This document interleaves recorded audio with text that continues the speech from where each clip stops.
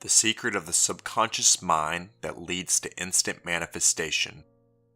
What if manifestation could be easy, effortless, and instantaneous? We're all constantly manifesting, but what if we could consciously and intentionally direct the manifestations and attract what we want in our lives? Through the use of the mind and emotion, there is a way to do this that can be free from tension and anxiety that blocks what is desired. You may already know that the language of the subconscious mind is emotion. Emotion is how this portion of the mind knows if something is important or if it can be ignored. But you might not know that the subconscious mind can be used for quick, near instantaneous manifestations. Your subconscious mind is built to help you to achieve your goals. In fact, the results you are getting in life right now are a direct manifestation of what your subconscious mind is programmed to bring to you, even if you're unhappy with those results. The subconscious mind always brings you what you've told it to bring to you. But, for most people, there isn't an understanding of how they told their subconscious mind to bring them less than desirable results. Consider this simple explanation. Every time a person allows their limitations to be more important than their goals on an emotional level, they relate to the subconscious mind that those limitations are what is most important and in turn flow more energy to them. Therefore, it produces more results that reflect those limitations back in real life experience. The only reason the subconscious mind does not bring a person what they want is because they have not told it what they truly desire in terms it understands, or, rather, the language it uses to communicate. When we tell the subconscious mind what we want, it works tirelessly behind the scenes to make it happen. Have you ever had the experience of dwelling on an issue for a while? You seem to be stuck, so you decide to walk away for a bit, and when you come back to the problem, the solution is evident. This is because you told your subconscious mind that you wanted to solve this problem. When you walked away, your subconscious mind was still at work gathering all its resources to do just that. Once you detached and came back to it, the subconscious effortlessly presented you its findings. It is like a computer. It will only act on whatever inputs we give it. If those inputs are flawed in relation to what you want, that's not the responsibility of the subconscious mind. It was simply given inaccurate inputs to work with where the true desires are concerned. If we want different outputs or results, we must give it different inputs to work with. Following is the method in which to do that. The subconscious mind will always immediately follow what's being focused on. Take a few moments to think about a time when you felt abundant, or loved, or healthy. Choose just one of those for the time being, or another state of your choosing.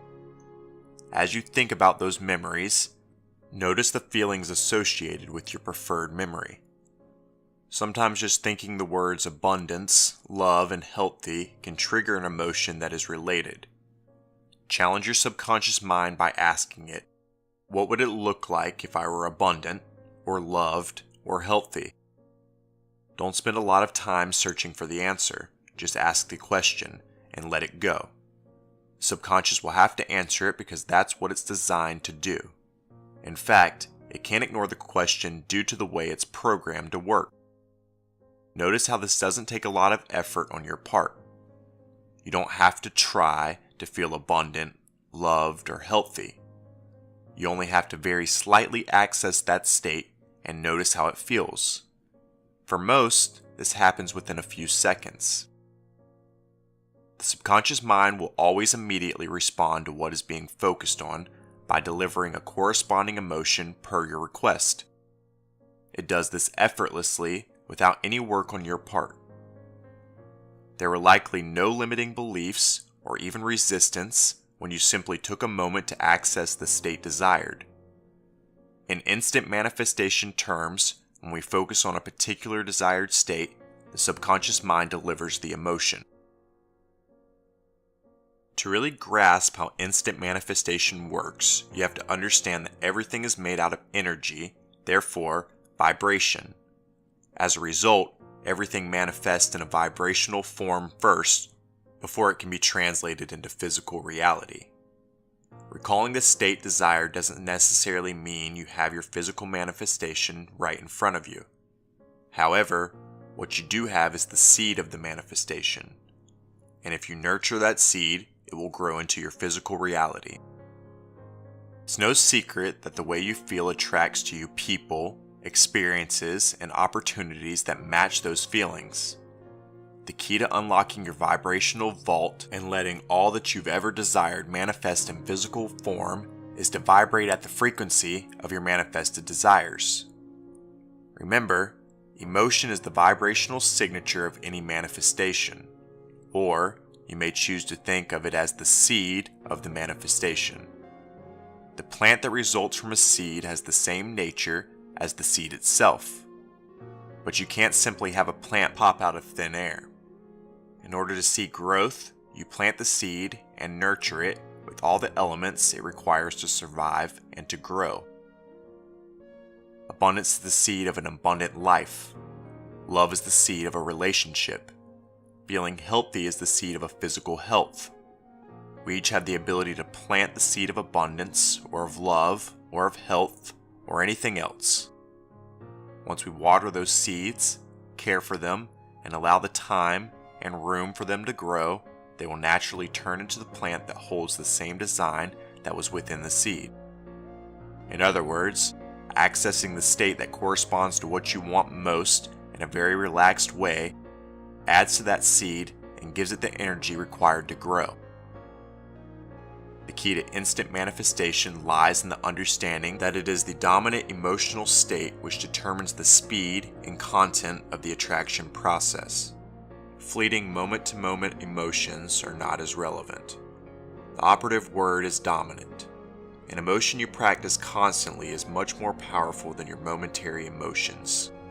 Even more significant, the happiness level of the dominant emotional state determines the pace of the manifestation process. The happier we are, the more relaxed we are about the fact that we can feel good about what we want anytime we choose, the faster we manifest our desires. Instant physical manifestation occurs when we have raised our dominant emotional state to such a high and consistent level of happiness that the door to our vibrational vault remains constantly open. When this is achieved, everything that is ever desired flows into life instantly, but at the perfect timing. This means it manifests in our life due to our genuine readiness for it. The role of the subconscious mind in this process is crucial because its focus determines the dominant emotional state. Think of it as a lens. The lens will not focus itself.